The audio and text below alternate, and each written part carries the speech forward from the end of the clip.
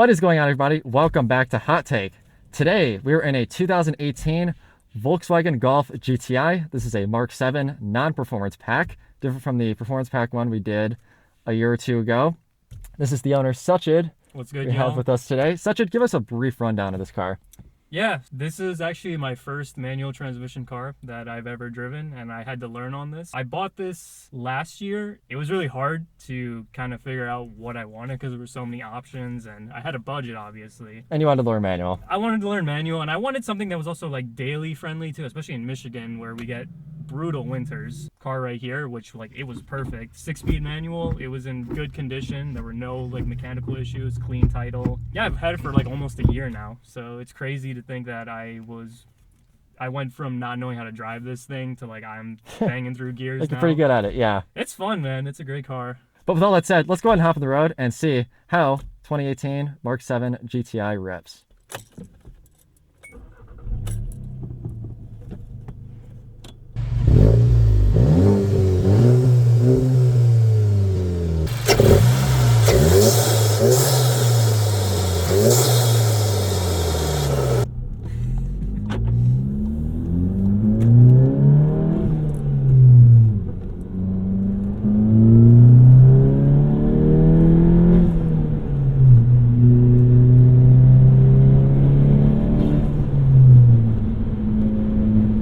This intake and exhaust pair up really nicely and create an awesome sound.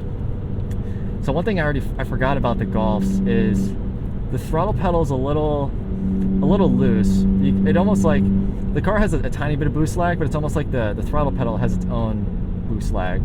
Because once you get into the pedal, you then get all the power, but you gotta mean it. It's not a very sensitive. No, not sensitive pedal, at all. But it's kind of like, it's a little less sensitive than I'd like it to be, but it's not totally dead. Like, it's pretty much what you would expect from a modern car. Now, funny thing is actually, this is the 6-speed manual, but this car actually still has the kick down switch on the throttle pedal, which is pretty funny. It's like when you hit the kick down switch, it's like your boost switch. Like, as soon as you hit the little kick down switch at the bottom of the pedal, you're like, aha, there's all my boost. Which usually in a DSG it would tell the ECU that kick down. The downshift. Yes. In this case, that doesn't really work the same way because you're the one who needs the downshift. Yeah, you're the one that needs a downshift. Yeah. No, I like this thing. So, some initial impressions. The shifter feels good. I do like the shifter. Feels nice. It's a little rubbery, but this knob sort of helps. It makes it a little notchier to go into gear. The steering has some feedback. It's kind of normal modern car. It's not quite as sharp as some of the older GTIs or older cars, but it's not totally dead. You have some feel there, and you can feel a lot of what's going on in the suspension to the road, but it's very muted and soft, like you would expect from any stock car, which is nice.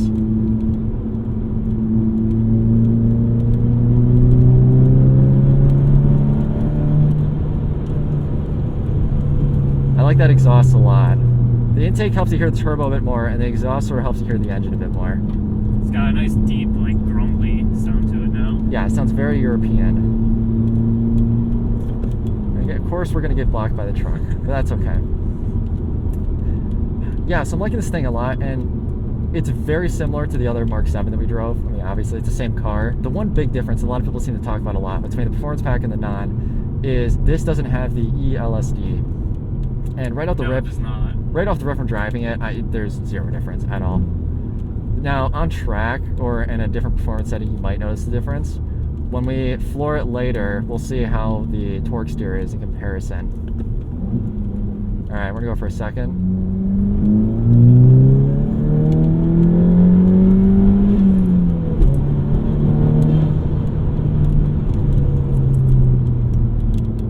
Good brake. Sounds good. Yeah, these are just regular street pads. Nothing special here going on. Yeah, just like stock pads. That's really all you need for a GTI if you're just dailying it. You don't need like ceramic pads and like big brake kit if you're just gonna be driving. Yeah, your 9 to 5 every day. The stock pad is plenty. The calipers are good. I really like the sound this thing makes. Now I will say the pedal feel is on the spongier side, and at first I thought it's because the car needed to be bled, but I actually ended up bleeding the car like twice, and the feel was still the same. So I think Volkswagen just made the brake pedal feel for this car just a little bit more on like the softer side, because at the end of the day, this is supposed to be like an economy hatchback with slight performance tweaks to it compared to the regular Golf. Yeah, it has a little initial squishiness, and then once you really get into it, then you feel the bite. Bites though. Once you get into it, like it does. I can't tell you the amount of times I've avoided situations where people just like brake check me all of a sudden, and I just stomp the brakes, and I'm able to save myself because how good the brakes are on this car. Yeah.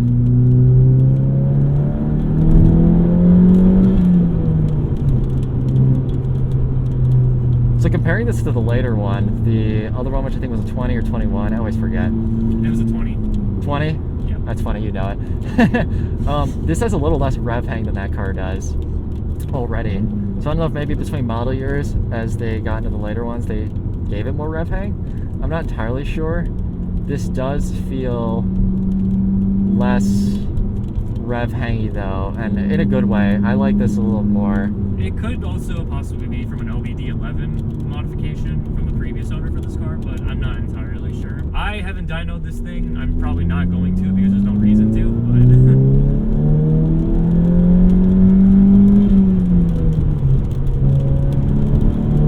A little bit of torque steer, especially on that uneven pavement. Yes, I've experienced torque steer before.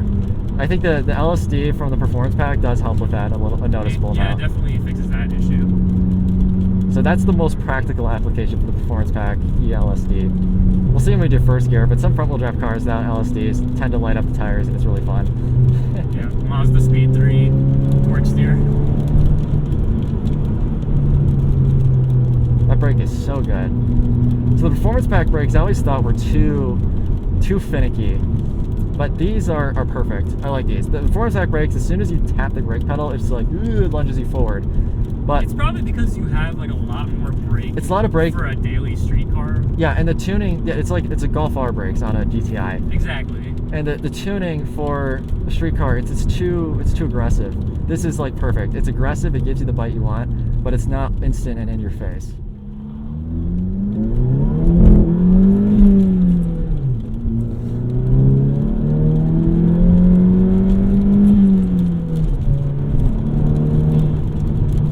That's what I was looking for.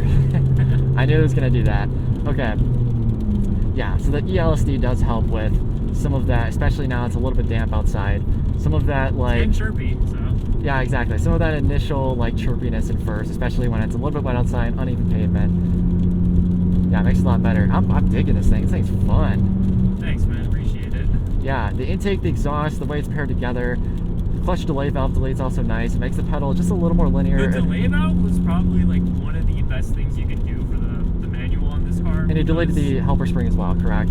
That too, yes. Yeah, so it makes the pedal a little more predictable. It makes the pedal feel sportier and more aggressive. Yes. But it's still a relatively light pedal. It's very feather light. Yeah, it's still light, but just a little more direct, a little responsive. Exactly. Like You're not getting like a leg workout with this. Yeah, it just kind of brought up the way that maybe a lot of enthusiasts would want it to feel from the factory.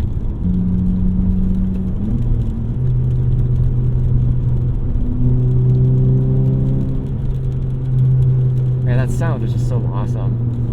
Loving that sound so much. Yeah, I love it too. It was probably the best mod I could do for this car. Everything else is nice, but putting the exhaust made the car like 5 times more fun to drive now.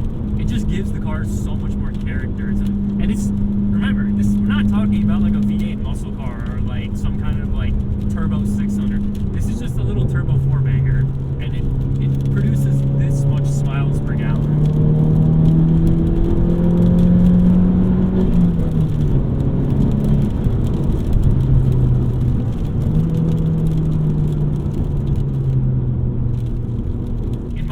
Especially if you're going like a 3-2, you got to make sure that like the movement of like your pedal going down to like you moving to the next gate is all happening at literally the same time. Yeah, exactly. And when you're downshifting, you give it the blip. You really gotta, like, with your right foot, you gotta whoom. You gotta give it a nice.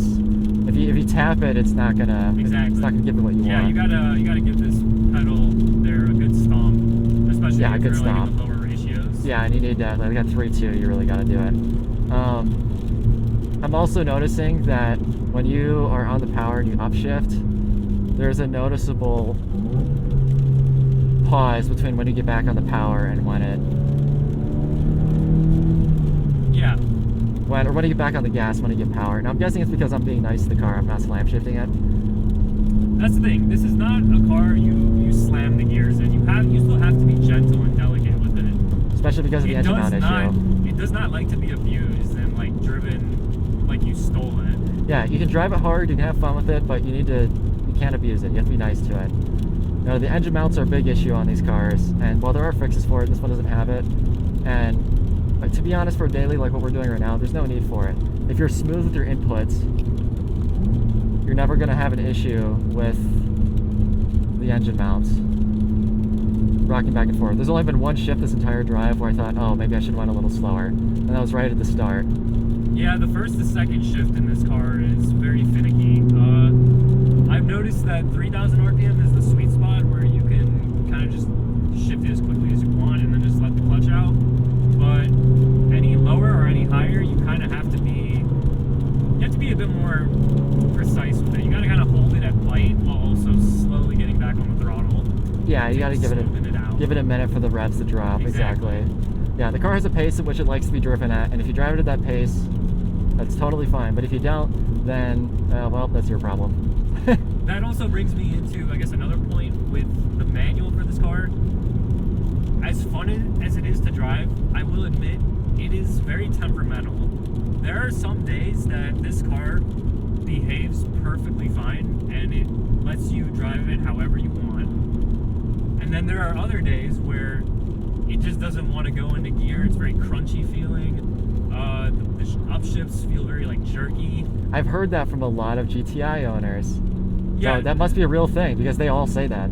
This car, very German. It has a mind of its own sometimes, and got a lot of personality. If you're not driving it the way it wants on whatever day it is, then it's gonna let you know. It will get very angry at you. But we'll get very angry and say some mean German words in a very mean German way. Yeah, but that's kind of like the fun of it. Like, you just kind of have to learn how to make the car happy.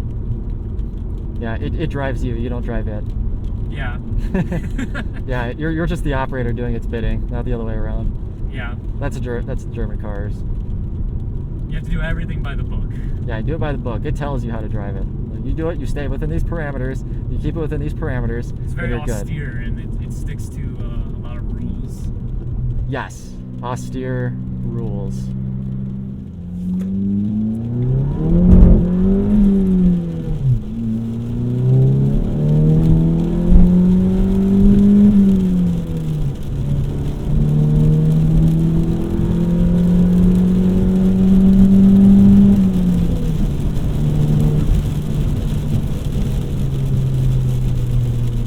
Good.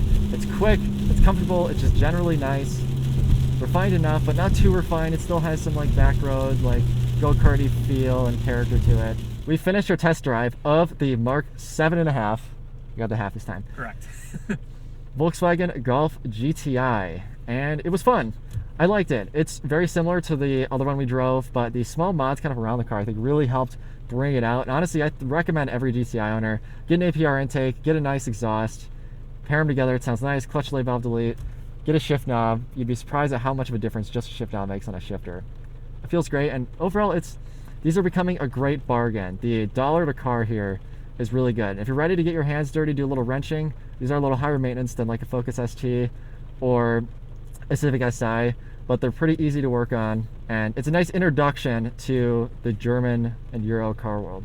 So with that, let's go ahead and give the non-performance pack Mark 7.5 GTI a score. The score is shown. It may not come as a surprise, but it scores identically to the Performance Pack model. Both the non-Performance Pack and Performance Pack Mark 7 GTI are very similar cars. That said, these still hold up pretty well on our list to this day. The Mark 7 Golf is still one of the only cars I sit comfortably in the back seat of. Should you buy it? The Mark 7 era GTI is a great car. They do have some small faults, annoyances, and German car isms. However, none of it is that expensive to sort out, and there's plenty of aftermarket available for these cars. As they get older, prices will continue to go down, and I think the Mark 7 will live on as the Goldilocks era for the Volkswagen Golf. It had the perfect interior, it was classically styled, and it was the beginning of the end of Volkswagen's manual transmission turbocharged era.